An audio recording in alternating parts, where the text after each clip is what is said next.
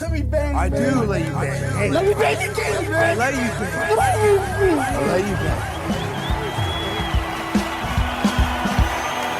Greetings, marriage and virgins. Go for Jesus. No forget Jesus, people. Hey, I'm not surprised, motherfuckers. Ladies and gentlemen, it is time once again for your favorite mixed martial arts podcast. Recording out of Los Angeles, California, it's MMA Roasted with Adam Hunter. What's up, people? Welcome to a brand new MMA Roasted Podcast. It's me, Adam Hunter. I am here with my man Bill Dawes, who's in Europe, right? No, I'm on the way to Toronto with Mario Adrian. Hello. Oh, nice. One of the this kid is a superstar. I used to see him doing comedy shows for like, I don't know, 5 people, 10 people along with me, and now he's doing arenas. He's blowing up. We're also here with Gita-Marie Figueroa, Gita the Man Eater, who is fighting for the first transgender MMA title in history. She's fighting another transgender, and it's gonna be that's exciting. It's a trilogy fight, so they each won one time. Am I right, Jita? I can't hear you for some reason. Let me see. I'll ask to unmute you. There we go. And when we're waiting for Mayhem, and we're waiting for Don Fry, who probably doesn't know what he had. Don Fry texted me yesterday. So are we on? And so then I have to let him know that it's the wrong day. But Gita, right? So this is a trilogy fight. Yes. So, and the first time she got you good. I mean, she got you in like 1 minute. Second time you kicked her ass. So No, I'm not gonna say that she won that fight because she was better. We were in the middle of clinching. I was holding out my arm to block, and in that instance, like it went numb. And so the referee had stopped it for an 8 count, and I was like, I don't understand what's going on. I was blocking her hits. She wasn't even near me. So he brought me to the side of the corner, and he started counting. He said, "You good?" I was like, "I can't feel my arm." And so he called it off. So for me, I don't feel like she won because she whooped my ass or she won on points or whatever. I literally just said, I can't feel my arm, so I'm not going to continue the fight. That's ridiculous. That's a mistake. That's not even, they should have told, I mean, they should explain to you like, hey, I'm going to stop the fight if you can't feel your arm. And you would have said, no, don't stop the fight. Yeah, he just stopped it. And when it comes to amateurs, there's like an unspoken rule that the referee's job is there to protect us as amateurs. So they don't do what they do with professionals where they let them go and basically to the point of death. Like for us, it's like one little mistake. If you cry out in pain, they'll stop the fight. So they're really strict when it comes to that stuff. So for me, that's why I asked for the rematch, just to prove that she wasn't better. Got it. Don, did you ever have a fight where you couldn't feel your arm? Yeah, a couple of them. Yeah. And what happened? I was stoned. I walked in there. I couldn't feel anything. Oh, I meant like, okay, so you could, He went into the fight not feeling his arm. That's hilarious. That is hysterical. But by the way, it says never quit, get a prenup. That's good, Don. That's actually good advice. Gita, obviously we've been friends forever. I'm a big fan of yours. I always follow your life, always support you, always root for you. I'm always in your corner. And I think it's interesting. Now, is it a trans league where everyone's trans, or is it you guys just fighting on a card where It was awkward to me because Summer Brady, she has her own following and she's been doing her thing in Muay Thai and celebrity boxing for a while. And so she has a lot of followings. And so with everything that's going on in sports these days, how there's like a back and forth between trans people and just regular heterosexual people. Her and I, we've been the only ones in the country competing the right way. We've been competing with other males or other trans people. And so there's thousands of organizations in the country, and there's a small percent that looks out for people like us. And so, Critical Combat is up in New York and New Jersey area, and so she was connected through them. And with the amount of times that I've competed MMA and she's competed in Muay Thai, people started to take a little bit more notice to it. Like, we were serious. We're not just a gimmick. It's not just a one-time thing. It's not for the clout. And we actually love combat sports and we want our own lane. So she spoke to people through the course of like the last couple of years, and finally someone said, hey, I'm going to go to the commission and I'm going to offer it and see what they say. And so I think it's a little bit of kind of proving that people like us exist, that we want to do everything the right way, and to steer away from the bad that's all over news and social media. Because it, like, for me, my first MMA fight, I fought and won against a man in 2022. And not that I want to be famous, but that should have been all over the news, and it hasn't been. It's the news and the media, they like to take the bad and exploit it. And so I think finally, first time ever, an actual MMA fight, 2 trans people for a belt that they created for us, adds to the hype, and then also to the storyline that, like I said, people like us exist, and we want to show that we have our own lane and that we're doing everything the right way. Is this the first like trans versus trans event in all of professional sports? In MMA, yes. Wow, that's pretty cool. Like, now, I always thought, Don, that like trans people should just have their own league. It just makes it makes more sense. Yeah, they should. I did a whole joke about it, how they should make it fun, have like you know, they should have a trans, like the California cutoffs versus the Alabama Adams apples, and you know, just kind of have just make it fun, you know, and they have like trans ring people where you don't know what's going on. Just make the whole thing an event. But Gita, now, do you get mad when you see activists that are saying no, trans people should be able to compete against like you know, women? Like, does that piss you off? It does. I think for me, I think it's stupid. Personally, like, no offense, in the state that I am now, I can ragdoll 3 guys in a row if I wanted to. So for me to touch a female, it doesn't make sense to me. It bothers me. For me, I rather look like this and talk like this and act like this and walk like this and beat men and feel more empowered than to do it against females. And my entire family is like 80% female. I was raised by beautiful, powerful women. So for me, my morals, my values, my ethics, it all falls in line with protecting women and children. Sometimes men, because there are some pussy ass bitches out there that need the backing of someone like me. But yeah, when people are going out of their way to compete against females, it's obviously unfair. I think it's stupid. Like, I watch combat sports on a daily basis, right? Listen to this. I'm 5'6". A lot of my favorite female fighters are 5'6", and they weigh 125, 135 pounds. I weigh 165 pounds. That's muscle and bone density. Yeah. And we're the same height. So I think about that, like people like Clarissa Shields and Amanda Nunes and Cyborg. They're freaking amazing. But I still would not want to go toe to toe with them, because I know that I'm just built different. I can feel it. Like, as soon as I hit the scale, I'm like, how the fuck am I 165? And these chicks are just like, they're a lot more brittle, I guess. They're not as dense as we are. So yeah, it bothers me, because then it makes people like me look like shit. Yeah, of course. I commend you. You know, I mean, just like, well, you're number one, like what you've been through, but also that you're also like, yeah, I don't want to. Now, have you trained against women and male and see such a big difference? Of course. So obviously, a lot of people don't talk about it when we're in class, and that's like every single day, boxing, Muay Thai, Jiu-Jitsu. You'll come across strong people of all ages, all sizes, all colors. It doesn't matter. And I've had those 1 or 2 women that are like, damn, she's strong. Even like my mom.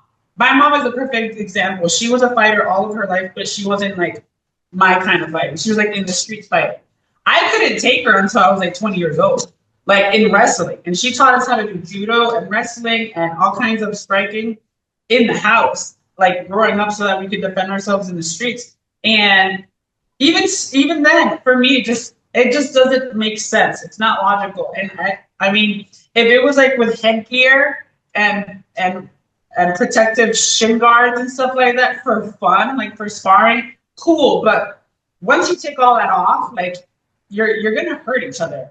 And like I said, there's someone right now can probably take out half the male population if she wanted to. But for me, it goes down to like the principles, the morals, the ethics, the values, and having respect that we're both on different lanes.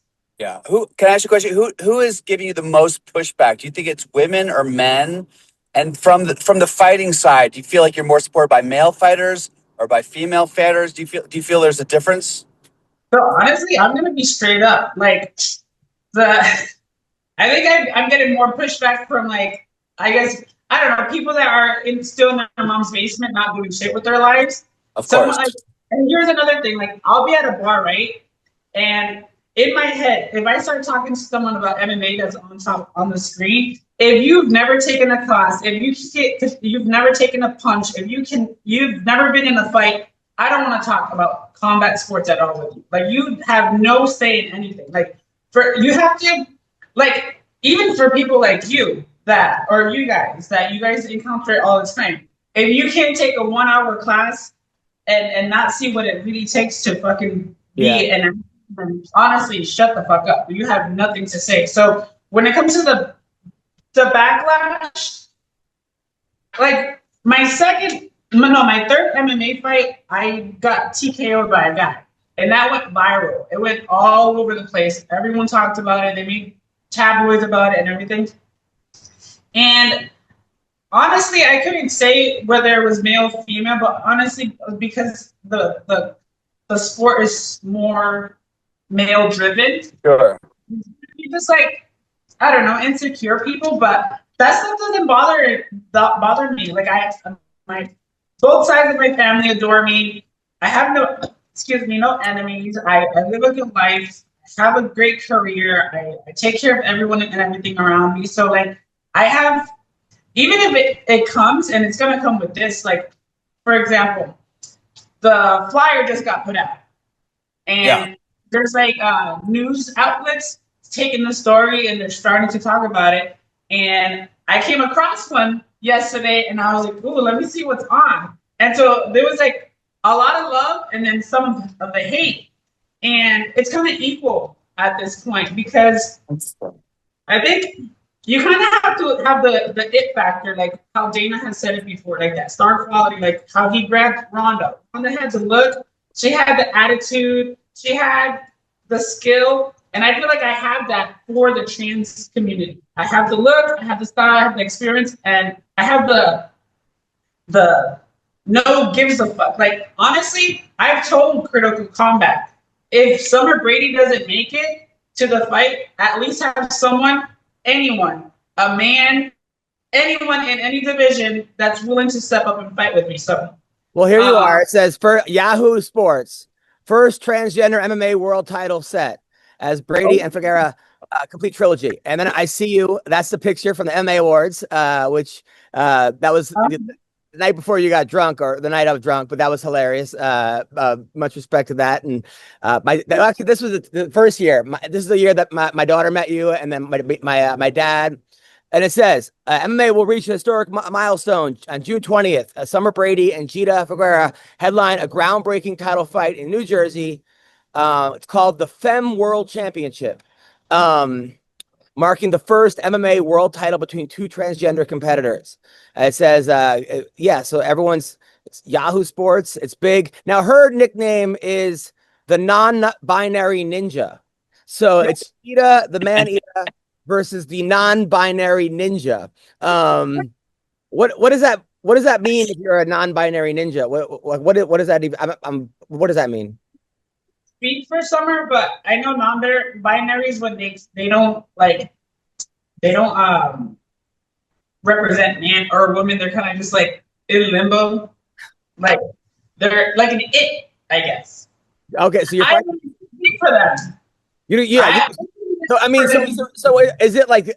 Is it now? Is it a non-binary versus the trans? Is it like? Are we now going into other divisions? Because like, do you get the non-binary title too if you win, or just like? Be a double title holder. Amazing. I can't speak for her, honestly. I don't get that side of the spectrum. I honestly, when it comes to the acronym, the T should not ever be in there. Everything else has to do with like what you choose to put up your ass or in your mouth in the bedroom. The T is based on identity and how we perceive ourselves in life as either male or female. Like the T should have never been there. Let's just be LGBTQ. Like you guys, the T should leave. Exactly. I'm okay with it. Don, have you ever dealt with a non-binary ninja before? No, but I'll be looking over my shoulder from now on. I'll be turning on the light in the closet first, you know. Adam. Yes. I want to tell something to Don real quick. Sure. Don, so way before I knew that you were good friends with Adam, my boyfriend and I have been humongous of you for such a long time. And the one clip that will never, ever come out of my mind, and I've even used a phrase, I'm going to do the Don Fry, where as soon as the bell rings, I'm blitzing. I'm going across that octagon and I'm fucking this bitch up in the same way that you fought that one guy from, I think it was Japan or China. Yeah. Like this. Yeah, thank you. Thank you. Takayama. Yeah, that was tough. That was a tough fight, I'll tell you.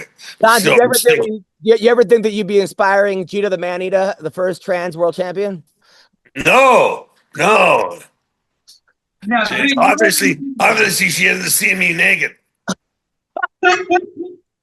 No, you are a true G of the sport, and it's an honor to kind of sort of meet you and have this meeting with you. So thank you,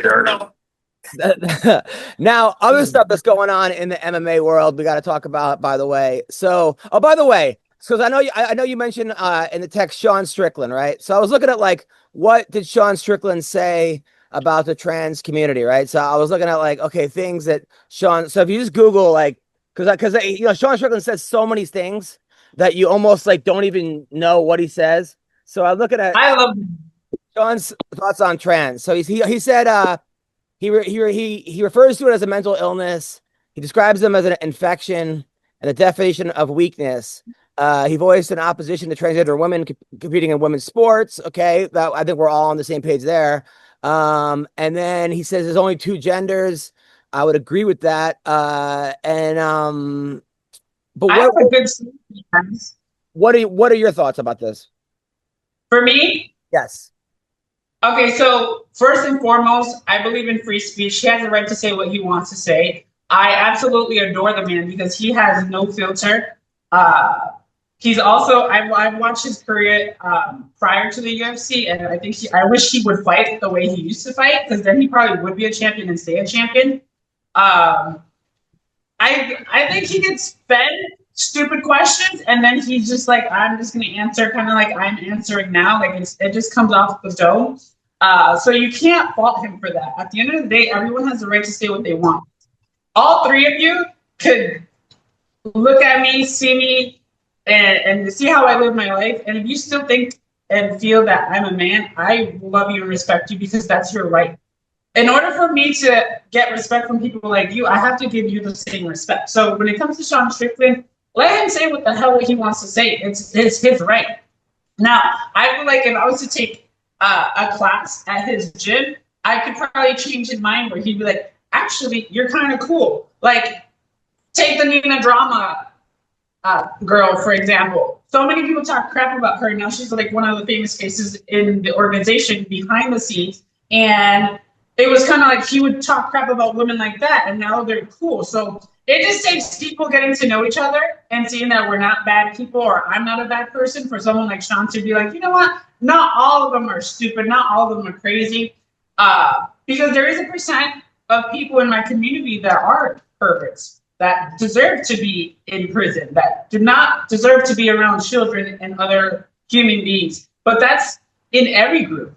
White people, Black people, Asian. There's minorities that go through it. There's it happens to all groups of people. So to answer your question, he has the right to say whatever the hell he wants. But just like prior to you asking that question, I have a story. The last time when I was in that red jacket in the black shorts, the night before, an article came out where Israel Adesanya saw my second fight where I got TKO'd, and someone made an article about him. I think it was Yahoo Sports Soon, where he said, "Ooh, that's kind of weird." And they interviewed him about it, and he said it was weird. And then Jake Shields had a lot to say about it. So next to you, I was in the same room with both of them. And when we were at the after party, I went up to Jake Shields and I was like, "Hey, you come over here." And his response was like, "Oh shit, what did I do now?" And in the middle of me, I asked him, "Hey, I just wanted to let you know that as a trans person, I only compete against other males or other trans people, and I'd like you to know that, like from face to face, and I'm here for a reason because that's what I'm doing." And in that same moment, Israel Adesanya came up from the side and pulled him away from me, and I looked at him like, "I want to talk to you too, motherfucker," but not in a mean way. Yeah. But we were in the after party, we were drinking. I didn't want to cause a scene, and plus I saw Valentina from my left, and I was like, "Actually, screw these assholes. I'm gonna go meet Valentina." But yeah, I had that chance to make an impact in people that have a really big platform and voice. Thanks to you. No. So thanks to you. I had nothing to do with it. But say whatever you want, just like you guys do on Gutfeld. Yeah, well, I mean, that's the thing. I mean, look, I don't know anyone that has personally. Don't know anyone. Maybe some people. I'm trying to, but I don't give a shit what you say you are, and I don't care what you want me to call you. Like I coached a kid, and the girl was like, "Hey," and she said that she was trans. I'm like, "What do you want me to? What name you want me to call you? I'll call you that." I have too many problems to worry about what name you want to be called. Right? There is a problem when you have children competing in the wrong, boys against girls, trans people against girls. That's when there's an issue, and I'm pretty sure most people feel the same way.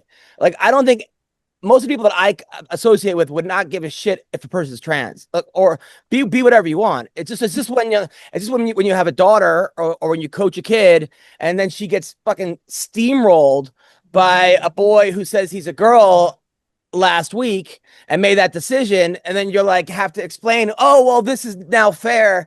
I think that's what I think people have an issue with, and which I want to ask you: at what age do you think it's appropriate for kids to start the transition? Because I've coached kids that were like 11 and 12. They're like, "I'm a boy, I'm a girl," and then a month later they change their mind.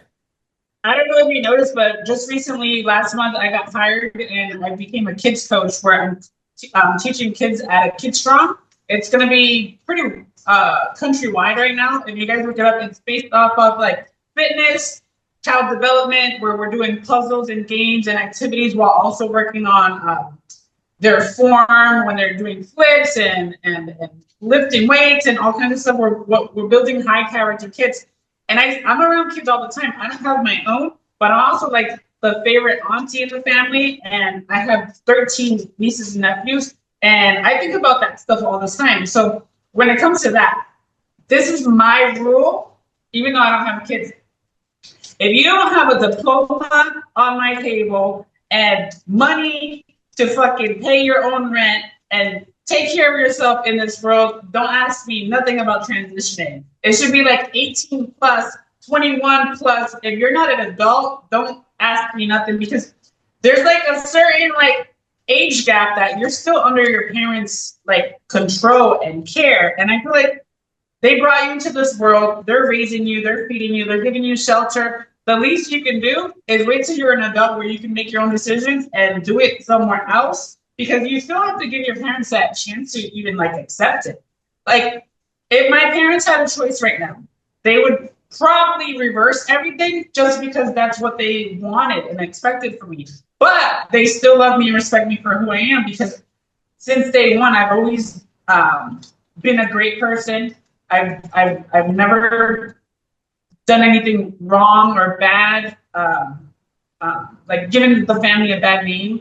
I'm an angel, honestly, to my family, my friends. So yeah, if you can't fucking wipe your ass and take care of yourself, you should not be transitioning anything. Don, your thoughts? Huh? I think Don's frozen. Don, what are your thoughts? I think she's right, man. You can't take care of yourself. You know, why are you gonna make a move like such like that? You know, she's absolutely right. Bill? I want to know how. I mean, I completely agree with all that. I'm really curious about how this promotion got started. Like, were you the one starting it, or did someone come to you and approach you for it? How did this come about? Because it is a really seminal event in sports history. I mean, maybe not now people are realizing it, but I think this is going to go in the history book. So I'm just wondering, like, how this came about. So what it is Critical Combat is its own organization for martial arts in the New England area. And they're already really known. If you were to follow the flyer that's connected to my profile and their profile, you will see that they have thousands of followers. Like as soon as they posted it, there was already like 3,000 likes and shares on it. So they're already established. It was just them seeing what me and Summer had been doing, and they were like in their heads in the brainstorming table, like, hey, does this sound like something you guys want to like take on? And so that's what happened. And they actually had the meeting last week, and they created the flyer immediately. Like, what I find crazy is that the full card hasn't even been established. Like, it's all, we're the co-main event, but like they're using our story to hype up the event, and nothing else has been announced, just ours. I think it's gonna be fun. I mean, I'm excited to see it. I'm obviously rooting for you. I'm on Team Gita all the way. Now, personally, Is there bad blood between you and Summer, or is it like fun? That what? Is there bad blood between you and Summer, or is it like you guys friends? Started with bad blood because, like I said, I don't know if we covered this, but in the country, I remember there was a fight with a trans girl and a man in like Brazil or somewhere that like really inspired me. I was like, I can fucking do that, and I can beat her ass. So I was the first to do it in our country in 2022. And so when I got TKO'd and that went viral is when we got connected. And she was kind of like a friend, foe, where like she gave me credit, but then she would discredit me because like she was doing like celebrity boxing. And I was like, that's not fucking fighting. That's just like for fun. Like you're not sanctioned. Like you're not getting a record. There's nothing special to it. They're just putting it's like celebrity deathmatch from like the early 1990s or the 2000s where they put celebrities to fight each other. We're friends now. This last fight, I proved to her that I am not like what she was. She said there was like back and forth between her and I, where she was like discrediting me for like my fighting because of my losses. But I'm like, my losses don't define me in any way, shape, or form. Like it just makes me better. Like I was fighting men that wanted to lose to me. I was fighting men that wanted to fuck my ass up. I was fighting men that didn't want to be in there with me and like have more chances of losing to me. So I stepped into the ring with like really, really great men who gave me their all and proved it in those TKOs that I received. So we're cool now. But one thing I will say is this fight that we just had, the Muay Thai fight, all she wanted to do was hold on to me. That's Muay Thai is striking, it's punching and kicking. She was using her strength and her body weight to hold me down. And the entire time I'm trying to push away from her. MMA is not the same. My foundation is wrestling and jiu-jitsu. The rep is not going to be able to do an 8 count on her. Like she needs to train really, really hard these next 3 months because wrestling and grappling against me is not going to be a fun time for her. And especially with my experiences in judo and tossing people and lifting people and throwing people and choking people out. And like, there's a lot that you don't see behind the scenes. Like, there's been times where in a jiu-jitsu class, you'll train the first 45 minutes and then the last 15, coach is like, all right, we're running drills against each other, try to tap each other out. And I'll tap out like 5 guys in a row, easily. So I'm just saying, like, if she thought that the Muay Thai fight was anything, the MMA one, plus, this is for a belt. This is for notoriety. This is for me to, like, claim stake in the game with my name and prove a fucking point. As soon as that bell rings, I'm coming for her. Well, look, I mean, I don't know if you know, Don, Gita's also a chef. She's a kept woman. Okay. She's in a relationship with a very nice man. She's got brothers and sisters. She learned how to fight by her, just by wrestling, whatever. She's a complete badass. Now, do you have a team this time? Because I know last time you were kind of training in your backyard and like with like Rocky style and like chopping wood. Do you have an actual team this time? Yeah, so I train out of a Strike Studio here in Virginia. Amazing team. They have Brazilian Jiu-Jitsu, boxing, and Muay Thai. Nice. So cool. I have one. Good. And then where can people follow you? Where can people? All right. So my Instagram handle. Sorry. Yeah. Your Instagram is. My Instagram handle is GITAFIG719. And that's on Instagram. That's really it. I'm very active on Instagram. I really don't use my MMA stuff on anything else. Well, listen, we are all rooting for you. We're going to have you on, obviously, before the fight. Hopefully, again, whenever you want. Thank you, Gita. Don, Bill, you want to say anything? I just think that you're awesome, and I follow you on Instagram. And if I wasn't so insecure, I'd have a crush on you.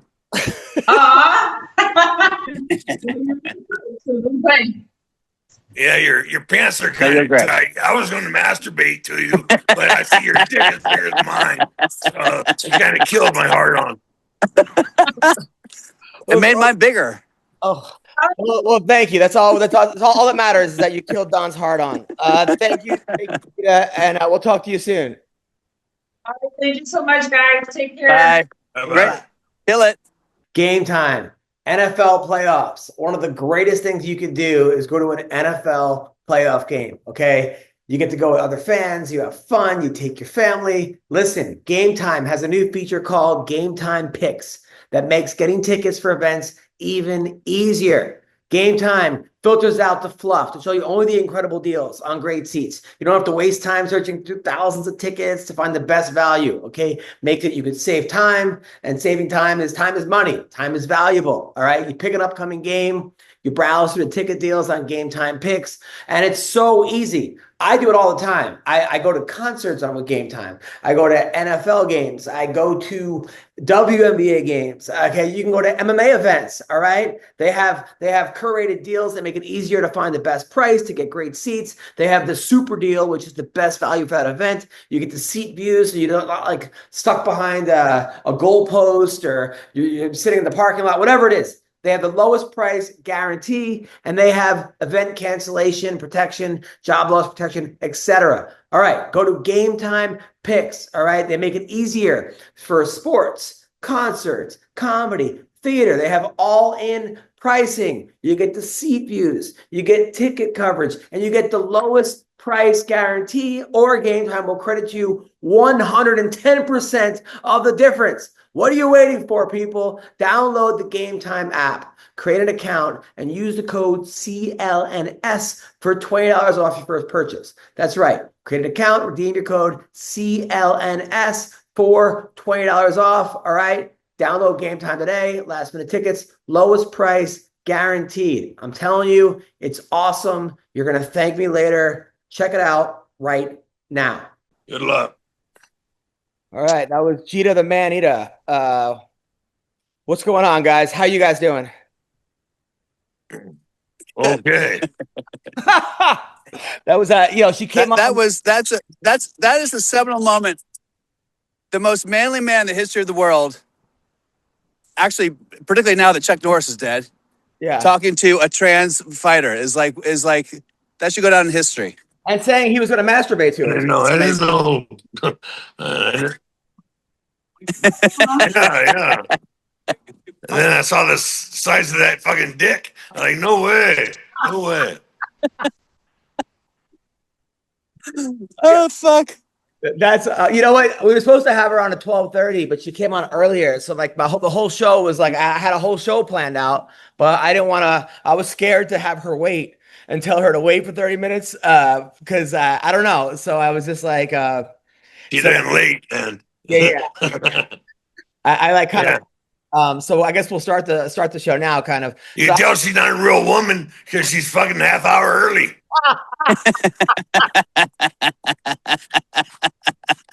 Well, I also felt stupid because I was like, I agree with there's two genders with Sean, and I'm talking to a transgender, and I'm like, okay, well, I guess there'd be three genders, right? Now I'm just confused with my own self because like I always thought it was male and female. Well, I mean, yeah. So, but if you're gonna trans and binary people, they don't like each other. Is that like a thing?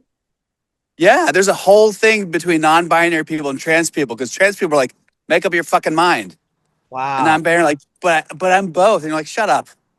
So I guess there would be three genders, right? You have male, female, and trans. But what's everyone arguing about? Because then all of a sudden there's like 10 genders and there's 17 genders and two. Is that the slippery slope that you don't want to say there's three? Yeah, then absolutely. Three becomes 130. Is that what it is? Because I mean, I want to say, okay, there's two genders, male and female. But then you're like, well, then you go, well, then trans people are female or they're male. Well, no, because they have the word trans in front of them. So I guess there would be. What do you? So Bill, are there three or two or how many genders? What's going on?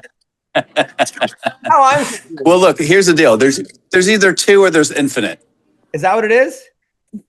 There's either two or yeah. There's either two or there's a million. That's the way I look at it. So the way I look at it is honestly, I just like to say, even trans people say there are two genders because even if you're trans, you're either male or female. A lot of them believe that. Got it. So there you go. All right. So there are two. That's why the non-binary thing pisses them off. Dude, I get confused with this shit, man. Like I honestly, like I just when you think you got your finger on the pulse. It's the non-binary. Is Mario still with you? Yeah, he's doing a video about Tim Hortons. Oh, because I feel like Mario would be a good guy because I don't know what gender that guy is. All right, so listen. So I was in Sarasota, by the way. So Don, my when I started doing comedy, I had like I don't know, I had I was like the dirty comic, right? I was the dirty. Then I became the UFC comic, and now ever since being on Fox News, my crowd is like 60 to 80 conservatives. Yeah. 60, like I have a lot of grandmas now show up, or people are like, "Oh, you're my grandma's favorite comic," you know, that kind of thing. So sometimes people stare at me during my shows, and I'm like, they're like, "This is not the guy from Fox News."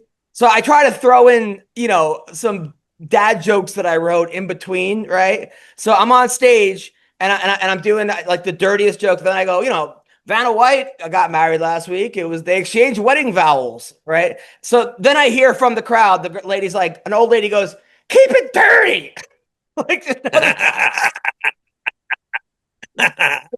Now the dirty people are mad. So yeah, I guess that's hilarious. Then I'm like stuck in Idaho. Where was I? Last week I was in Des Moines, Iowa, and I just happened to be in the same hotel. I was with the Funny Bone. As all these, it's like the national high school wrestling. So there's wrestlers everywhere, like all over. You could tell they're cutting weight. They're wearing this. So I'm in the elevator, and I'm like, oh, I look at their gay man's dream, huh? Yeah, a gay man's dream. So I see cauliflower ears, and I'm like, oh, I used to wrestle. Like, oh, really? And like, yeah, I was 4-time state champ. They're like, what state? I'm like, well, it was a New England prep school. And so now I'm like all of a sudden I became I'm having Is it transgender? Is it transgender in New England? dude. I felt like the of trying to prove myself to a bunch of high school kids in the elevator that wanted nothing to do with me. That basically called me that I have to explain. Just like, so that was kind of annoying, right? Then I'm checking into the hotel and this girl has a tattoo. This like girl has a tattoo of like a machine gun on her. So I'm like, oh, do you shoot guns, right? The lady's like, no, actually, I got it as a memorial for my friend who died. And I was like, oh, she goes, oh, no, for someone who died. I'm like, oh, did they die by machine gun? And then she was like, no, it was my brother. I'm like, oh, he was in the military. So I was like, I didn't know what to say. So I was like, well, thank him for his service. But the guy's already dead. Like, I don't know why. I said, thank you for like how. Don't do his grave. Say thanks. So then she goes, I only met him twice, but he was the first guy to hold me as a baby. I'm like, dude, it just kept getting fucking worse. And I'm like, dude, I was like, I gotta dig myself out of this ditch. Then I just left. I'm like, that went fucking awful. Yeah. So then I went to go see my daughter's play. She was in like this recital for her Christian school. And the last time at the recital was the Christmas recital. And it was like all these girls lined up, these boys lined up, and the one girl got real nervous and started throwing up so while she's throwing up on other kids, right? So now everyone has to clean up the puke, but they didn't want to stop the recital. So the teachers were singing Feliz Navidad while the girl is hurling in the corner. But I guess that they kept singing it on loop. So that was at the recital. So yeah, that was then my daughter, Bill, it's always good when I'm doing a podcast to Don while Bill is on mute having a separate conversation reacting to other people. So not only do I have to see his fucking face not listening to me, I have to see him making reactions. I'm listening. To other fucking people. And Mayhem, who we scheduled this thing 3 different times this week because of Mayhem. Did not show up to the fucking thing. It was supposed to be Tuesday, Wednesday, and Friday, all because of Mayhem. And then he doesn't show up. And then fucking, what's his name? Sean goes, please. He kept removing himself from our group chat. So I kept putting him back just to be a dick, you know? Like, hey man, you're not getting out of this group chat. And then he's like, dude, I'm fucking stressed. I got 97 Mexicans. Fucking, I owe this guy $85,000. I'm in an accident. So then I left him out of the fucking group chat, right? Then he's like, he texts me, can you please bring me back to the group chat, right? So I'm like, okay. So I add him again. His first thing is about Bruce Buffer being gay. Like, he only came back to tell us that. Hey, he's on brand. Come on, he's on brand. So then he says he's going to come. He doesn't fucking show up. This is the most unorganized fucking thing. To people that stop listening, I'm with you, okay? I'm totally, I understand. I fucking get it. But it's me and Don Fry and Bill Dawes. And it's nice to be able to talk on my podcast with Mayhem gone. All right. Now, also, we have this dog, right? we have a Great Pyrenees, is always wants to, is teething, biting people. So my friend said, what you want to do is put hot sauce on people's arms. That way. What? Yeah, they said it bites. What if it's a Mexican dog? What if it's a Chihuahua? Well, this is where we're going to, right? So, all right. So I hot sauce, because then the dog will eat the hot sauce and it'll never bite you again. So my daughter has this little friend. She happens to be black. So I thought they meant barbecue sauce. So I started putting barbecue sauce all over this little girl because I thought. So then her mom came home and she's like, what are you doing putting barbecue sauce on my kid? And I was like, oh no, it's so the dog won't eat her. The fucking dog runs right to her. I had to separate. No one got hurt, thank God. But I thought you guys would laugh at that story. But it's always good when someone's laughing when they're listening. But instead, the guy's making a fucking video at Tim Hortons in Canada during our fucking podcast. And then my daughter's friend had a cat that died. Right. This is why parenting, sometimes you have to think as a parent. So my Violet's crying. Oh my friend's cat is dying. She's gonna pass away. So I had to make her feel better. But I'm like, Violet, all our pets are gonna die. which is not. Yeah, that'll make it feel better. Way to go. Yeah. Yeah. Not the right thing to say. But I just meant like everyone die. It's part of life. I know you can't say that to them though. I try with my daughter. No, it's the worst. What did you do? No, one time I told him, it's like, I said, hey, one time you're going to have your own family and me and mom won't be around anymore. And maybe you'll have kids. She was like, what do you mean you and mom won't be around anymore? And she broke into tears. And I was like, oh, fuck. I can't do the circle of life with my daughter when she's 4.5. You can't do that. You can't do it at all. Wait till they're 14. Wait till they're 14 and they'll enjoy it. They'll fucking, yeah. You're going to die, you fucking bastard. Can you go now? Because I got shit to do on Friday night. So this week, the NCAA wrestling tournament's starting, which is always the best time. Honestly, college sports, that's my favorite, NCAA wrestling. I do miss coaching. I was telling my friend, the hard part was when, I would coach middle school. So little girls, little boys. And I would never demonstrate the move on a girl just because, sometimes you're showing an inside single or you get pretty close to certain body parts, and it just did never. I don't want kids walking by and looking in the room, and all of a sudden, why is this grown man's head in the crotch area of a boy or a girl, right? So I would always tell other kids. You're doing fireman's carrying. You're doing a fireman's carrying. Your back gives out. I'm gonna have to call. I'm sure other coaches are going to be like, "No, that's how you do it," and. There were times if it was an ankle pick, I would show an ankle pick, or something where it's like, but I would sometimes direct the boys or girls. I'm like, okay, so take your hand, put it around her wrist. All right. Then take your other hand, put her underneath the high cross. And then I feel like I was directing a fucking porno. Like it just sounded fucking weird. Like when you're like, take your, that was kind of interesting. Did you watch the documentary, Bill? And put it as deep as you can. Put it all the way up to your elbow. And then put your head in tight. Put your ear right there in the knot. Toronto. Thank you. Toronto. Let's go. Oh, good. Of course, I'm talking to fucking Mario's GPS. Okay, yeah. I'm gonna have to. No, you're not going anywhere. Have you watched the Manosphere doc? Oh my God, I haven't finished it, but I watched most of it. Yeah. What are your You're thoughts? on the fastest route. You should be at destination in 17.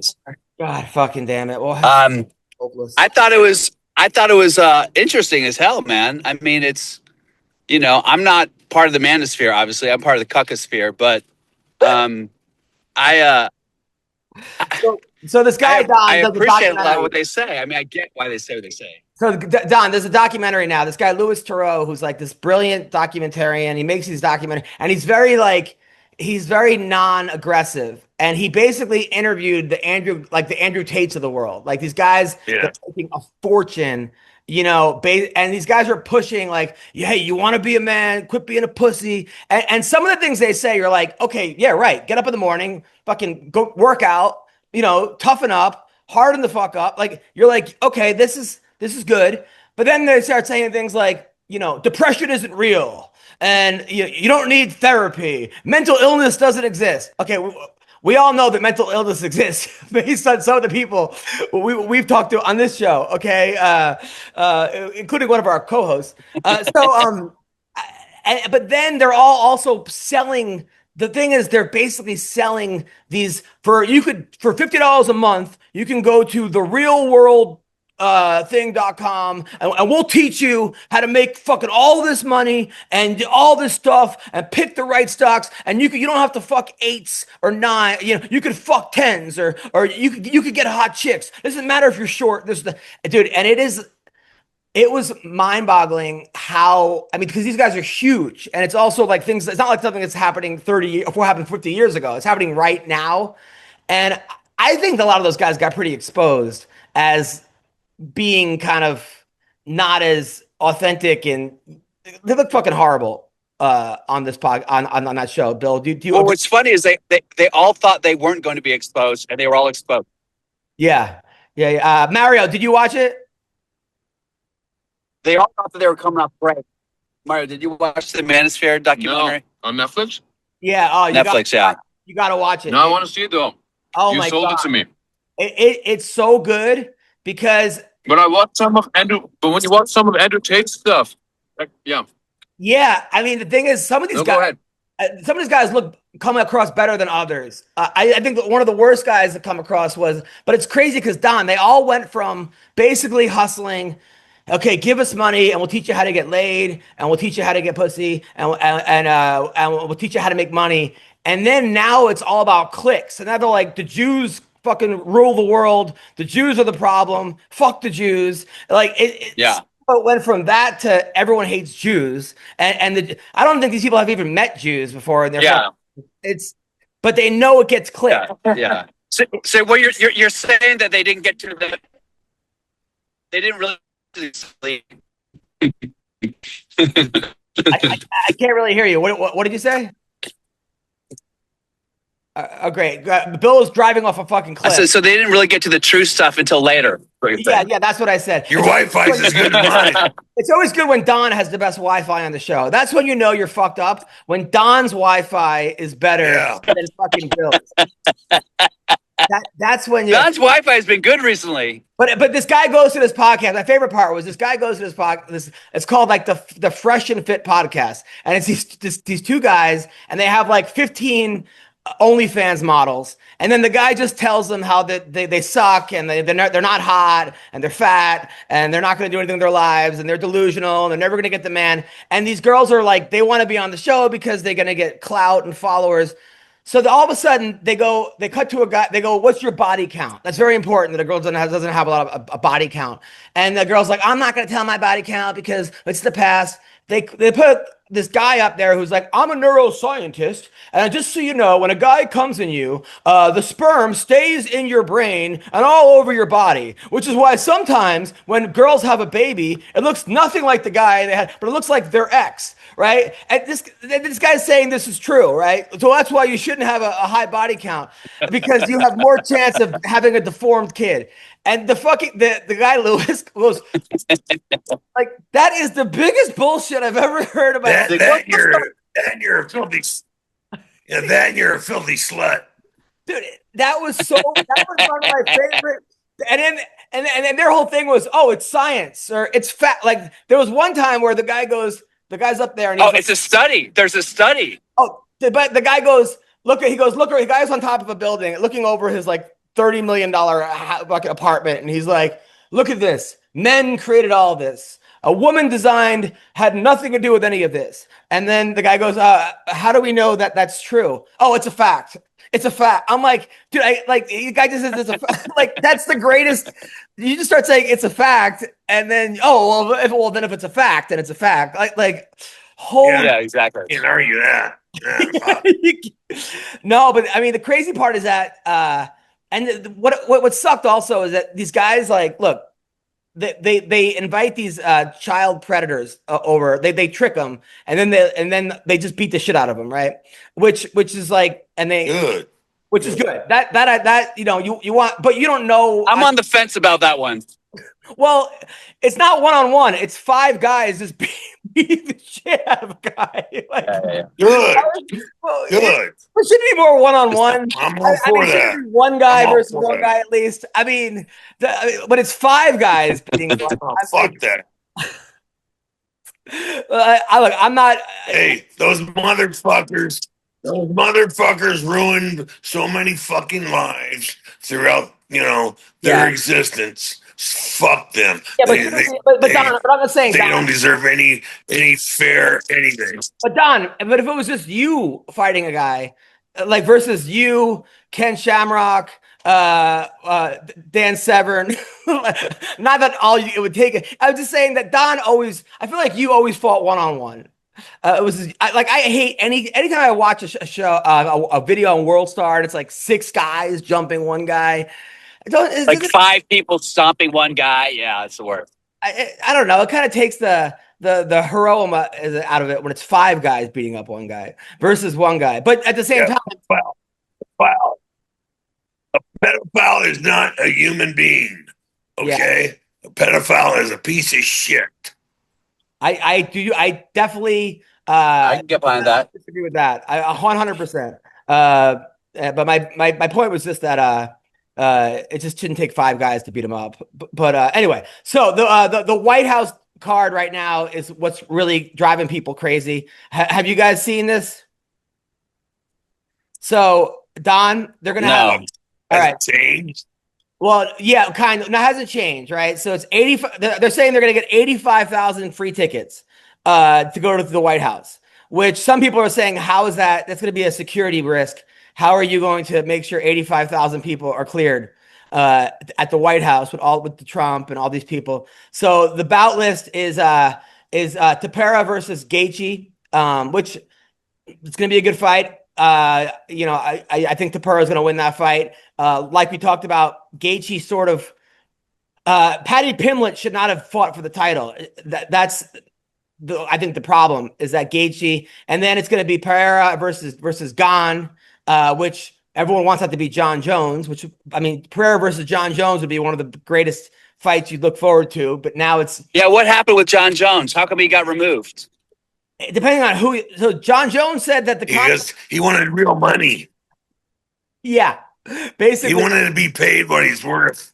Yeah, that's essentially it was over money. Sean O'Malley versus Sahabi. That also, like, Faraz Zahabi's son, who I forgot, or his brother is Zahabi. And then Chandler, who's like 2-4 against Ruffy, and I don't even know who Ruffy is. And Chandler hasn't looked great, hasn't looked good. I mean, he got stomped out by Paddy Pimblett, let's be honest. Bo Nickel versus Dawkins. It should have been Bo Nickel versus Colby Covington. And then Lopez versus Garcia. Also, well, that's the problem, is that, like, man, they're making it 1, 2, 3. They're making a 6-fight card versus a 10-fight card. They hyped the living shit out of it. There's really no superstars except for Ilya Tapura on this thing. Oh, Gaethje's a star. He's not a superstar as like a McGregor or John Jones. A lot of people are very upset, are not happy about it. I mean, you can't really get upset about it because you're not paying any money for it. It's not like it's $90 to pay them. It's gonna be free on your Paramount. So they're not free, but $60 for the whole year. But Don, what do you think about this? Yeah, I think that they got to reach into their pocket, and pay some fucking fighters. I think that they're going the cheap route, and it's exposing them. It's going to hurt. It's going to hurt the sport more than it helps it. Unless, well, what if it's a 5-6 knockout card? What if it's like the greatest fights you've ever seen? I mean, does that matter? Because remember, like, there was a UFC, UFC 200. Like, it was like the Brock versus Brock Lesnar versus Mark Hunt, and it was in yellow. And like every card on paper, it looked amazing, but then every fight was just like, I gotta go, guys. Okay. All right, man. Take care, brother. All right. Love y'all. See you soon. Bye now. Bye, Adam. Take care, brother. So, Don, does it matter? Like, what if the fights are amazing? Okay, then what do they do if it's a 6-card knockout? I mean, then what are they gonna do with all that extra time? Because they don't have. They're not spending the money to have backup fights. You make a very good point, Don. Just when I think you've kind of lost it, you come right back with a very, very witty point. You're right. I mean, you got to have 10 fights on this card. You got to get guys that are going to go for the knockout.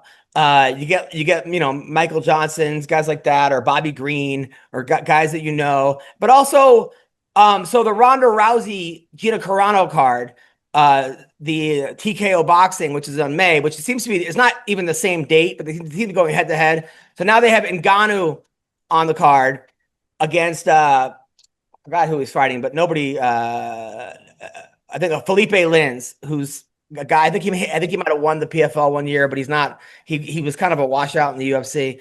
But then they have Mike Perry versus Nate Diaz, which who's not going to want to watch that? I mean, that's a fight that they should have had on the White House card. I mean, Mike Perry. Yeah, absolutely. I don't even know who wins that fight. I mean, because Mike Perry hasn't trained MMA in the longest time. He does bare knuckle boxing. Nate Diaz is not in his prime, but neither of them have ever been in a boring fight ever. They're gonna just the trash talk, right? Just the hype of it. I mean, that's the fight I'm looking way more forward to than the Gina versus Ronda or Ngannou Felipe Lins. So that was smart. I mean, that was a smart move on their part. I'm looking forward to that. Actually, I'm really looking forward to that. What else did I have to talk about? So yeah, absolutely. Now, so there was a fight, influencer boxing. I forgot what it's called. It's called something boxing, and I think Andrew Tate owns some of it. But this girl who was the daughter of she was the daughter of were you a big fan of Naughty by Nature? The daughter of what? You broke up. This guy who was in Naughty by Nature. Naughty by Nature was a rap. Is it Nutty by Nature? Not Nutty. Naughty by Nature. They were a rap group in like the 90s. They sang OPP, Other People's Pussy. You down with OPP? Yeah. Okay. Well, also Salt and Pepper. I'm sure you were a big fan of Salt and Pepper. Yeah, Salt and Pepper. Yeah, Salt and Pepper. Yeah. So they have a daughter who's a rapper. Have all their albums. So the daughter who's a rapper fought this girl who was a two-time, I think, gold medalist Olympics in Misfits Boxing is called. And this girl just got fucking annihilated. And I don't know what it was, Don, but this fight in particular, maybe because I like Naughty by Nature and Salt and Pepper, but they put this girl in and look what happens. But the girl gets hit with 1, 2, 3 left hooks in a row. Falls straight down, hands not up. Someone's gonna get fucking killed. Yeah. I mean, and then people go, well, that happens in boxing all the time. I mean, how do you put a girl who's never had a fight before, who's an influencer, who's a rapper's kid, who's a rapper, again, and then the girl won in Taekwondo. Well, Taekwondo is not boxing. Bullshit. It's combat sports. And it's, you can't make those matchups. No, you can't. No, it's ridiculous. And it's unprofessional is what it is. Completely unprofessional to make something like that and to try and shove it down the people's throats and force feed it to the fans. Yeah. And that's the thing. And then and then someone's going to get killed. Everyone's going to get fucked on this. And I didn't like it at all. And then people are like, well, she signed the contract. And then I'm like, okay, all right, fine. She signed the contract. The other girl did sign the contract, true. But if the promotion has to be responsible. Like if I have a skydiving, company, right, and somebody goes, oh, I don't need a parachute. I can't just let the person jump without a parachute. It's my company. Right. I can't, even if they signed a contract saying so at a certain point, you have to be responsible. You can't just let people fucking do that. And I don't know. It bothered me. And people are like, well, fuck you. You don't know what it is. And blah, blah, blah, blah. I'm like, man, yeah. I'm not into it. I just can't get into it. So most of those people never had a fight, never been in a combat sports situation like wrestling, or judo or taekwondo. They never did anything like that. But they sure are fucking ballsy to sit there and tell you how everything should be done, 100%, 100%. So do you watch indie wrestling, Don? If you've never been punched in the fucking face before, then you have no idea what you're talking about. Agreed. Totally agreed. Now, a guy who's been punched in the face a lot, Mayhem, is here, but Mayhem finds it funny to get punched in the face. He's laughed. He had the greatest fighter in the world on top of him, punching him in the face over and over and over, and he laughed at him. He kept laughing. That is not the normal reaction to getting punched in the face. Those punches were cute. You know what I mean? I didn't feel any knockout potential in any of those punches, so I thought they were hilarious. Here's my fighter, Lobo Alanga Rica. What's going He on? just made his weight today. He's gonna fight tomorrow in the Up Next Fighting Championship. Where's yeah, there he is. Yo, So I'm dropping him off at his house. Where is the Up Next? I'm dropping him off in the hood. Where's the Up Next Championship? Commerce Casino. Commerce Casino, man. Commerce Casino. Now, is Mayhem a good coach? So yeah, by the time this comes out, it'll be there. What do you say? He said Mayhem a good coach. Oh, Mayhem's the best coach in California right now. Hell yeah, I'll take that. Now, why is it? What All right, makes well, get out and hydrate, and I'll see you later on. We'll eat. Take care, brother. Bro, this guy's a fucking beast, bro. Like he could beat most of the fighters up. You don't think he knows how to teach that to somebody? What specifically makes it? One time he's like, "Hey, I just told you this guy's a legit ass fighter." So he shows me techniques that fuck people up. Yeah. One time he kicked me. He's like, "Hey, block this kick," and he kicked me, and my ear fucking started like ringing and shit. I was like, "Oh damn!" Like you can't hit that hard. Put a little bit too much mustard on that one. Yeah, bro. The kick that just he said, "Hey man, you popped my ear right now." I was like, "Oh, my bad." Wait, how much do you weigh? All right, man. Hey, grab your stuff out of the trunk. All right. How much do you weigh? This guy's flying that bantamweight. So 125. Bantamweight. I'll see you later, bud. So man, 125, 35. He walk around at 56. Okay, so you kicked a guy 100 pounds lighter than you in the ear. Yeah, you bragging about likely. No, I'm not bragging about it. He's bragging for me. I barely kicked him. All right, Langarica. Sorry, guys. You know, I know that I'd agree. I didn't even agree. Hey, you know what? I'll tell you what happened. No, I'll tell you what happened. Okay, on the walk to the weigh-in, this kid Langarica just starts brawling like with some guy. I thought it was his opponent. No, he tells me that guy's been talking shit on Instagram. I'm like, dude, what the hell? This guy's just getting in scrap. Then the weigh-in, we did the weigh-in. The freaking opponent tried to push Lobo Langarica, didn't even move him a bit. And then Jesse pushed him back so hard, bro. I'm like, confidence through the roof. If this Jesse guy tries to push you and you don't budge an inch. So you guys are walking to weigh-in, to the scale, and he just starts brawling with somebody? Yeah, let me explain.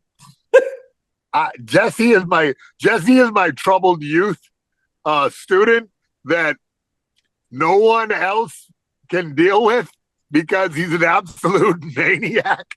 He just wants to everyone all the time, argue with them. And look, I'm exactly like that. What do you have in common with him then? Exactly. Yeah, me and him, we get along like. Now, the guy that was posting shit on Instagram. He's soaring with. Was that a fighter or just a random guy on Instagram? Yes. Another guy in his weight class. It's crazy because I can't hear Mayhem at all, but I know what he's saying. So then he did this, and then the guy hit him. Absolute fighter. He wants to fight everyone. He doesn't mind. He's not scared. He's not worried. He just wants to fight all the time. And, you know, the problem with that is that you lose training partners because you knock them out. And, you know, he went through that phase. And now I've got him in that, nope, play gentle. Even though you have that monster right hand, I want you to just send it at the right time. Got it. Well, good for you, man. And I hope he wins. But also, are you a little nervous sometimes, like outside the octagon, that this guy could get himself in some trouble if he's fighting with people on the way to the weigh-ins? Look, if he was, you know, I think he's going to be fine. He's one of those guys that is like, yeah, he's an intense man. But the problem is that the coaches that he's had before, instead of trying to harness this like anger and aggression into something positive, they like lose their patience with him, or he makes them scared. But I ain't scared of nothing. So I'm like, okay. sounds familiar. I can't believe there's not someone else just like that who went through scare coach. I'm well aware. Listen, my girl said it too. She's like, wow. It's like the big thing is for her was this guy just says whatever's in his head, bro. Like I was rolling at the family jiu-jitsu gym, right? And Jesse was taking a break. It was open mat, rolling around, and I just hear him go, "Oh, what? Suck my dick, motherfucker!" And I'm like, "Bro, we're at the family gym, bro. Like the nice guy gym. There's nobody." And he's like, "Nah. I fought that guy before. I beat him, and you know what? And I'll beat him again." And I'm like, "Bro, listen, you don't have to say every thought that's in your head. It's like I'm coaching myself. It's like I'm stuck talking to myself. I have passed over. Right now, I've died, and I'm now in purgatory, and I have to I would love to hear the thoughts that you don't say. I think I've heard every thought, not in your head. Like you take other people's thoughts and fucking say them. I know. So I mean, you basically started tweeting as Takanari Gomi for a while. Was it Gomi or no? It was Rio Chonin. Rio Chonin. Yeah. Who's a really great friend of mine to this day, but he was like so confused why I was doing that.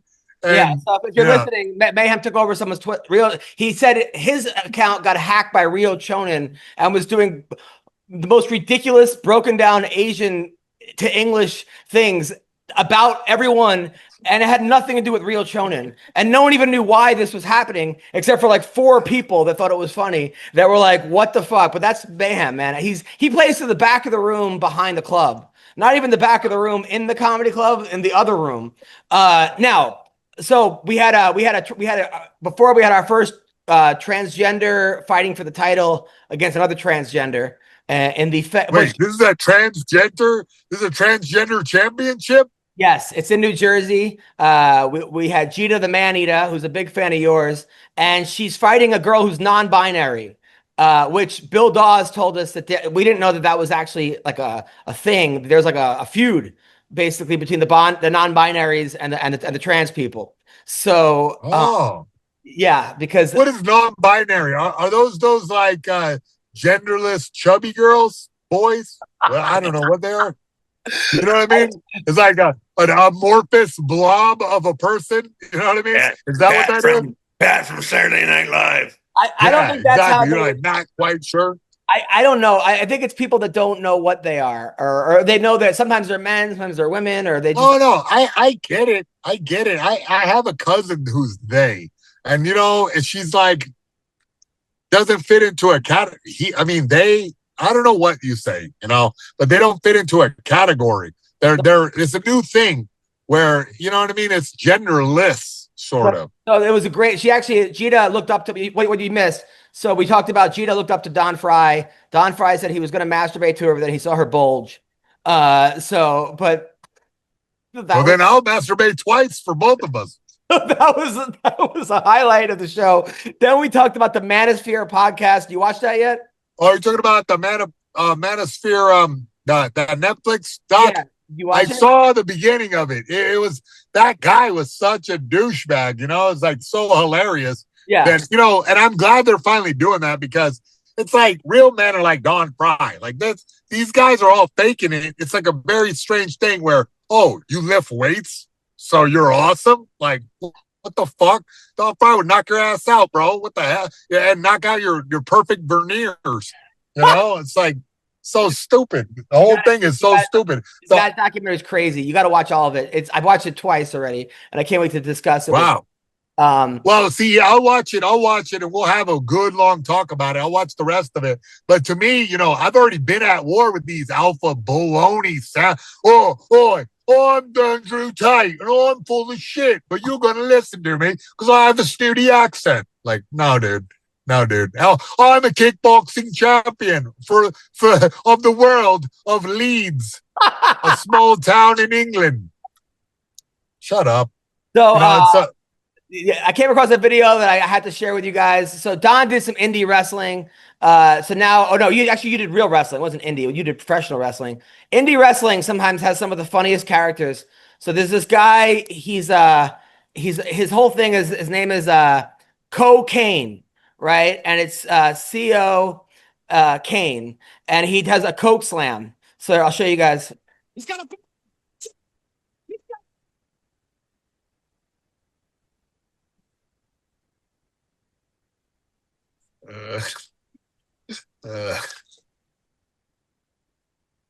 It's just unstoppable. So he did the Don. I don't know if you saw it. He did the Coke slam. He took a bag, started dumping it on his head. Do you think this will catch on, Jason?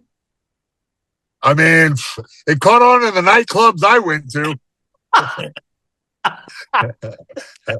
I don't know, man. That's bringing back some post-traumatic stress disorder for me, but I'm starting to get itchy nostrils right now. It was a blast back then. Don, you never did cocaine, right? Not legally. I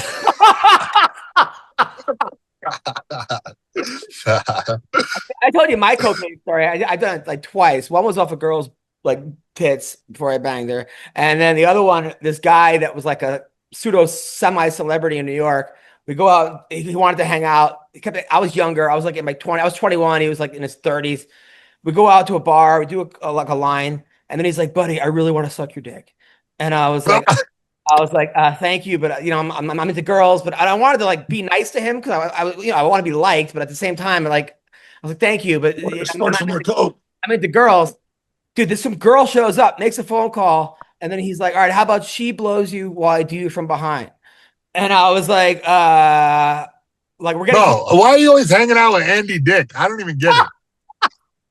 I'm like, we're getting closer. But and then I just my friend came and we just left. But yeah, that was that. The girl was hot. I mean, yeah, you know what happened to me? The last time I hit cocaine was at Comic-Con, and then suddenly the Teenage Mutant Ninja Turtles busted out and was like Mayhem Miller. It totally wigged me out, bro. I never did cocaine ever again. Are you serious? I was like, bro, yes. They were stoked. They're like, whoa, dude. Mayhem Miller. And I was like, bro, I shouldn't have done that. Why Is this really happening? Why out of all places, Comic-Con? You know, I listen, I still had some from the night before. You know what I mean? So I figured, well, let's just keep the party rolling. This will be fun. It was not fun. It was not fun at all. In fact, I hate how it smells. Oh, that's funny. All right. So I don't know if you guys saw this happen last week. This guy, you know, Mayhem, you had great celebrations. You would break dance. Don Fry, you would just kind of put your arm in the air whenever you won. Well, now guys they're taking it too much. This guy, this is on the way in, right? This is before the fight. So he gets in, there's a car wheel, goes back, falls out of the cage. You know, that is a common thing, actually. Like at those small shows, they don't lock the cage and guys start stumbling out. I know. Yeah, this guy almost had his damn back broken by himself, right? Whatevs. I mean, come on. I mean, shouldn't you I used to tell kids when they won, act like you've been there before. You know, no, but he hadn't even won yet. This guy was warming up for the fight. He almost damn decapitated himself, give himself a spinal injury. And now there's another one I wanted to show you guys. So this was like, I've never seen this before. So hold on, let me go share. I honestly think we should call this show MMA Boomers because I don't know how to. All right, so here we go. Share, boom. All right, you guys see it? So the guy's from the bottom, and here he is on the bottom, right? So there we go. Boom. The guy's on the bottom. He's getting grounded. He's in the guard.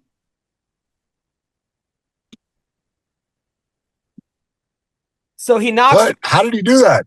He had two fists, and he hit them both at the same time in the ears at the exact same time. I'll show you. Yeah. See that? Yeah. Right there. And then the guy he knocked. Oh, what? And then it just threw the guy's ear up with a dumb fuck. Oh my God. A new technique is born.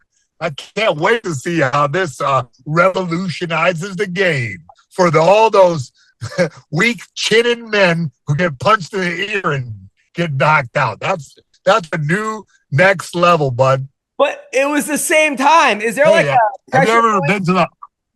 Is there a pressure point where you can hit a guy at the same time? Well, and then the guy like. Well, I think you could give a man a concussion by hitting into his butt. It's like a blast wave or something. Like it broke both the ambles in both of his ears. Yeah, I mean, are you going to teach that? Oh, listen, that's all we're doing next week. Well, you bust their eardrums, yeah. Then once you bust your eardrums, they put you on Clear Street. I'll tell you what. Before a fight that I lost horrifically, like this one guy hit me. This pro boxer hit me behind the ear, man.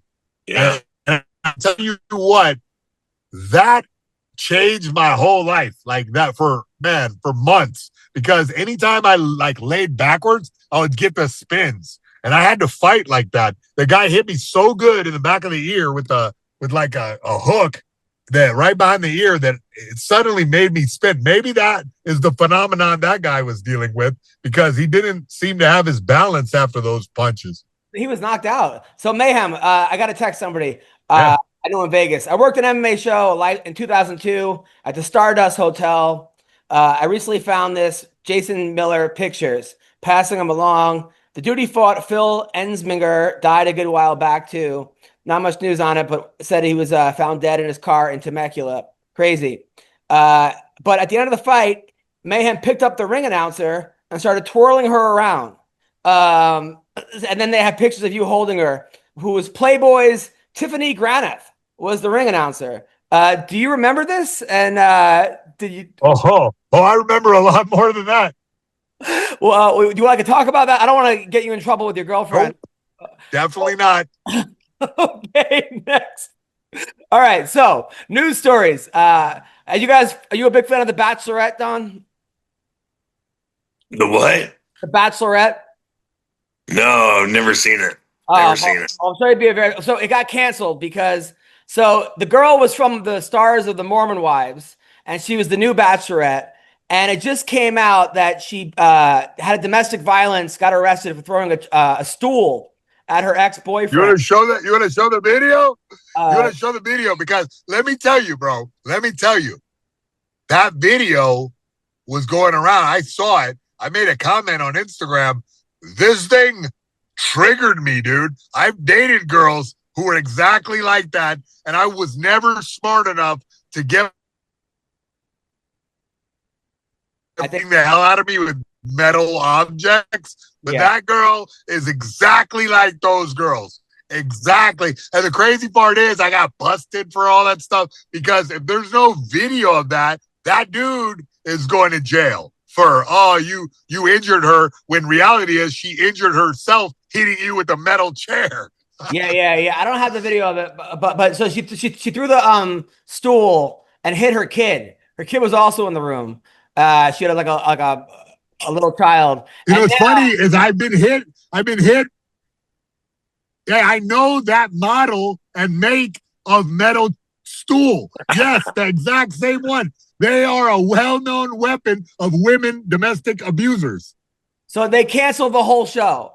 There's no more Bachelorette now. Did they already record it? They filmed all of it. The whole thing is filmed. And I guess what happened was they got into a fight a couple weeks ago, and he was just like, and she hit him again or something, and he just released all of it. So, because I guess they have a kid together. So yeah, there's no Bachelorette this year. Did you guys see yesterday? Donald Trump met with the Prime Minister of Japan. What happened? Yeah. Yo, Trump just be, you talk about me and my fighter, Jesse, not having a filter on her mouth. Trump is the best, bro. He just say whatever comes in his head. He just say it. So he's just like, yeah, Japan knows a thing or two about a sneak attack. He said, yeah, Pearl Harbor. And then it was awkward. Like there was like two people laughing, which made it even funnier. And then it was like dead silence. But I'll tell you what, he Bro, invited he invited her over for dinner last night, and she started saying it was Baron's birthday, and she's like, "Oh, what a good-looking kid! He gets his good looks after his dad." Like they're friends, and then Japan gave us like $70 billion to invest in some stuff. So people are like, "Oh, that's so offensive." Like she didn't get offended, and that's who he was meeting. Yeah, who cares? Yeah. Also, I mean, you know what I mean? It's a little too soon to joke about Pearl Harbor. Also, I don't know if you guys saw this. So Val Kilmer, before he died, signed up to be in an independent movie. And now they're making a movie with him in AI. They're putting it the whole movie, even though he never filmed one scene of it. But he did sign up saying, "I'll be in the movie" before he died. Wow. Which That's one way to guarantee your legacy lives on. Like get your anthropomorphic dead body out there, and now he can actually talk. But is this a bad precedent? Because all of a sudden you're going to have all these actors who died, and you're going to have in movies. I know, stealing all the roles from us actors who are still alive. I mean, kind of like all of a sudden you got the Rat Pack with Tom Cruise and Brad Pitt. I mean, not the Rat Pack part, but you're starting to put Marilyn Monroe in movies. I mean, because it really would be who owns the estate, right? Whoever owns the estate would own the rights. And if I'm if I'm Marilyn, Gallagher's about. I think Gallagher is about to start working doubles. We're gonna hey, you know what? Honestly, I'm gonna reanimate the corpse of Chuck Norris. Too soon? That was today. Too soon. So Mickey Rourke got thrown out. No, I'm fucking bummed, bro. Mickey Rourke got kicked out of his house. He owes $59,000 unpaid rent. They started a GoFundMe for him, but it wasn't. They thought it was him. It wasn't him. Someone raised all this money pretending to be him. He said he doesn't even know what GoFundMe is, and that he would never ask for that. Don, you ever work with Mickey Rourke? Yeah, a little bit. On the movie The Wrestler, and Mickey's a hell of a guy. We've drink a few beers together, and worked with him on the movie 13. Yeah, he's a good guy. I really like Mickey a lot. What were you in The Wrestler? Well, what? He can't just downsize? Yeah, where were you on The Wrestler? I wasn't in the movie. It just worked out with him.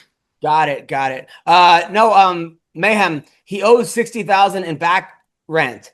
It's not $60,000 a month. So that's over a year or two or something. So that's yeah. I know people that have trained with him. They say he's definitely he said he's a really good dude, but he's out there. I mean, he's an odd guy. But that guy's had a crazy life. Think about he's Miller.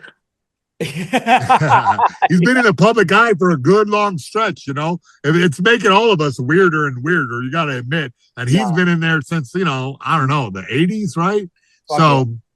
Yeah, he's got to have developed some strange habits and strange, I don't know how 60 grand goes by without you paying 60, the rent. 60. I guess that's what happens when you're. Yeah. That's what I said. 60. Yeah, it's wild, man. It's a lot of money. I read an interview one time where he was. So I've been up. Yeah. Sorry. No, I boxing. He was boxing, and in his corner guy was like, "You better get into this fight. Do you want to go back to acting?" Like when they were trying to inspire him by saying, "Do you want to go back to acting?" That's wild. That's wild. So he's actually, yes. 2 Texas women allegedly they got arrested for putting drugs into a drone disguised as a crow into a jail. So they were sneaking drugs from a drone, looks like a bird, and then putting it in and dropping it. Jason, do you ever have that? Yeah. Did anybody? Does that happen? I've seen all type of I've seen methodology, bro. I've seen guys slingshot. I've seen things land on the yard and then everybody run and fight each other to the death. Like a crazy. That the delivery was there and everybody sprinted and then the cops, couldn't not notice that. So yeah, the whole yard went down. It was a big ordeal. Yeah, this is whenever there's a market, whenever there's a demand for a product, a black market opens up, and sometimes the crows deliver. A transgender porn star named La Rose Sante allegedly stabbed a man in Florida for refusing to have sex with her because she's not Jewish. So he found out she wasn't. Not La Rose Sante. Wait, you're telling me she's not Jewish? Then what am I going to do? She was definitely circumcised. So that was one point in that direction. Now what? I'll never see her again? She's going down for 10 years? I mean, I guess that was the thing. It's like that was the deal breaker. And then also a San Francisco math teacher. Uh-huh. This is a crazy story. So a San Francisco math teacher got fired at an elite school because he was teaching math. He was body shaming math.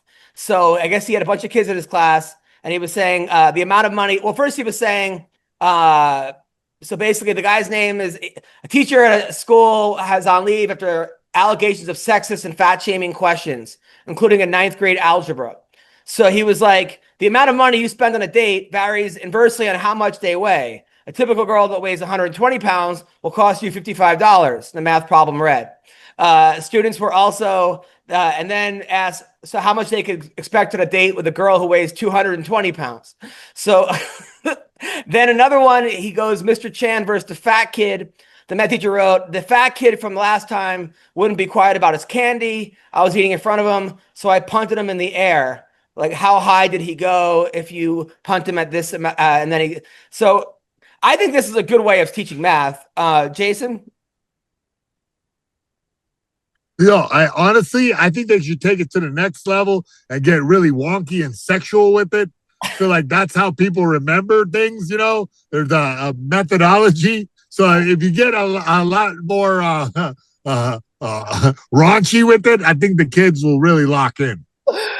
It's a gooner culture, bro. Total gooner culture. I could see Don teaching a math class that way. Like, hey, if little fat girl over there weighs 87 pounds and has 16 bags of candy, and little Timmy there wants it, what's the square root? I could have 100 with that. All right. And finally, Gavin Newsom spent $100 million in California on an unfinished bridge where he could put animal crossings. So over the 101, they're trying to build a bridge to have animals cross from one side to the other, but they can't finish the bridge. It hasn't been finished yet. Do animals even read signs? Like how are we? Bro, listen, California, look, and I'm making plans, okay? California needs a dictator. I need to take over this place, usurp the power, right? Get everything done. Get everything fixed. Get everything going in the right direction. Clean up the homeless off the street. Put them in re-education camps. And, we can make California great again. Until then, this is what you're going to get. This is what you're going to get. Nonstop Gavin Newsom giving the money to all the rest of his friends. It's just how it is. I don't know how to stop it. Let's go. And then a woman who wrote a children's book about coping with grief after the loss of her husband has been found guilty of his murder. So I guess the book was called I Feel Bad About Killing My Husband. No, that wasn't the name, but yeah. So the woman wrote. I mean, that's a bad. I think that the book was called If I Did It, right? Oh, and then in order to combat basically guys' testicles being shrunk, they now have a thing where you can men are now injecting filler into their scrotums to make them feel fuller and heavier. Jason, have you been looking into this? I'm gonna get Botox on my balls. Hey, those balls are smooth as eggs. So that's what Chappelle said. So after being on testosterone TRT for several years, that's Chappelle. Yeah. Guy needed a common but less aesthetically pleasing side effect. Smaller. He noticed the guy got smaller testicles. So now they're basically, it costs $20,000 to now get new balls, to get bigger balls. Just let it. I don't know why people are doing this. It's just No, 70. It's the first 10 syringes are $7,500. Each syringe is an extra $600 per syringe. It's good. It was also for guys who have micro penises and who have small dicks. So Don never had to worry about that. Wait, so you pump up your dick with gel? What the hell, bro? Yes, it's called. Man, now I've seen too much. It's called girth fill and scro fill. That's All right, bro. I do not want needles anywhere near that. You know what I'm saying? That's sketchy. All right, what do we have coming up, Jason? Oh man, I got these fights, man. That's all I'm looking at. Tomorrow the kids are fighting.